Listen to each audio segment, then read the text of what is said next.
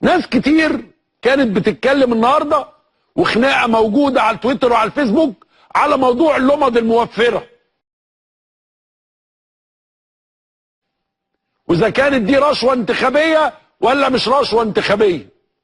انا بطلب من حمله السيسي انها توقف توزيع اللمض دي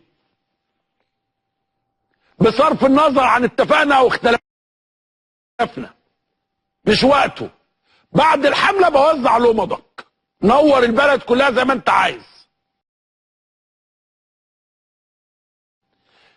من اشياء يعني، والناس اللي بتتكلم هقول لهم دي زي ما حمدين كان بيعمل دعايه وقت الصمت الانتخابي، دي قدام دي نخلص. يعني لو اعتبرناها يعني تجاوز او مخالفه، دي قدام دي ونخلص.